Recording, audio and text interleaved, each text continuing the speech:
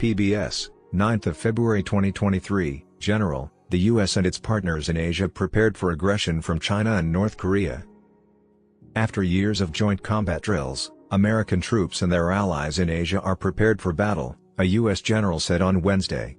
He added that Russia's setbacks in Ukraine should serve as a warning to potential Asian aggressors like China and North Korea.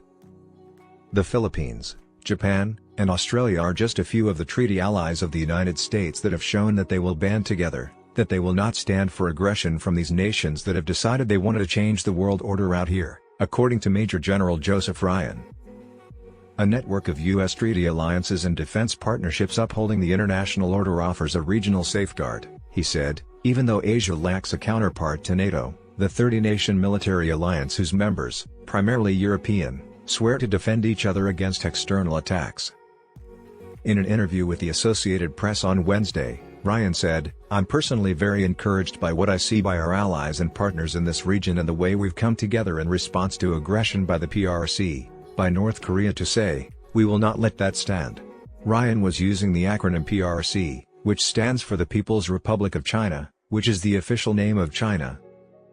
Thousands of U.S. and Filipino troops will participate in 2 annual large-scale combat exercises in March and April, including live-fire drills and ground, sea, and air assault maneuvers.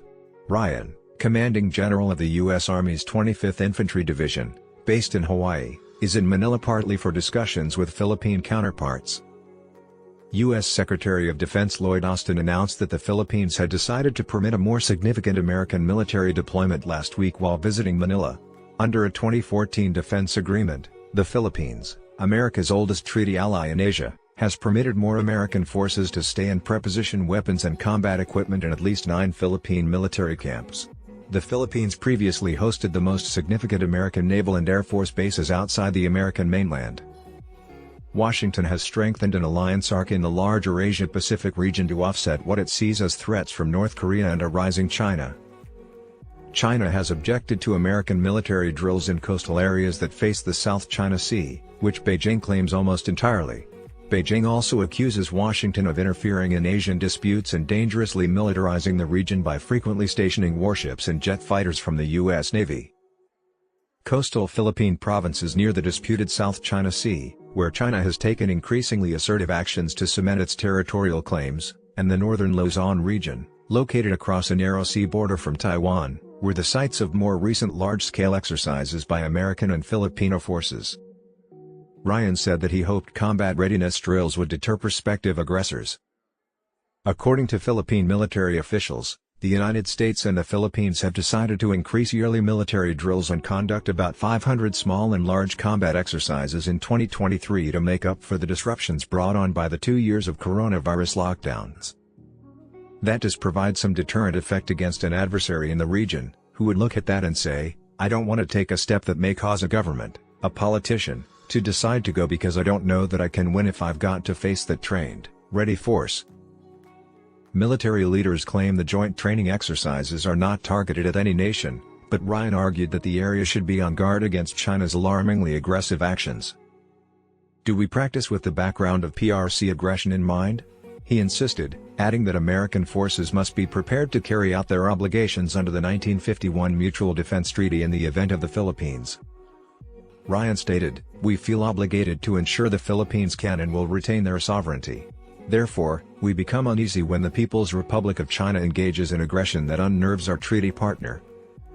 Against China's aggressive actions in the South China Sea, a busy and resource-rich waterway where Vietnam, Malaysia, Taiwan, and Brunei also have conflicting territorial claims, the Philippines lodged nearly 200 diplomatic complaints in 2022 alone. Ryan responded, "Absolutely," when asked if American forces and their Asian allies were prepared to intervene in the event of a significant conflict comparable to Russia's invasion of Ukraine. "I'm highly confident we're prepared, but that doesn't mean I'm content." Overseeing about 12,000 troops under his infantry division, Ryan said there was always room for improvement. He announced that specialists from Hawaii would be flown in to instruct American and Filipino Army soldiers in jungle survival and combat techniques during Salanib, the first of 2 significant combat readiness drills beginning in the Philippines next month. Ryan stated that since war is complicated, it's violent, And it can go several different ways. America's enemies should consider engaging in political discourse and diplomacy. Russia learned that. They keep discovering that. We believe that the Russian military might swiftly conquer Ukraine. That didn't occur, he declared. The will of the Ukrainian people to fight was, in my opinion, the most important reason. Furthermore, he stressed the importance of NATO and the United States' years-long assistance in preparing Ukrainian forces for security emergencies before Russia invaded the country on February 24, 2022. Our regional allies respect their independence, freedom, and sovereignty. And no foe should disregard that, Ryan said.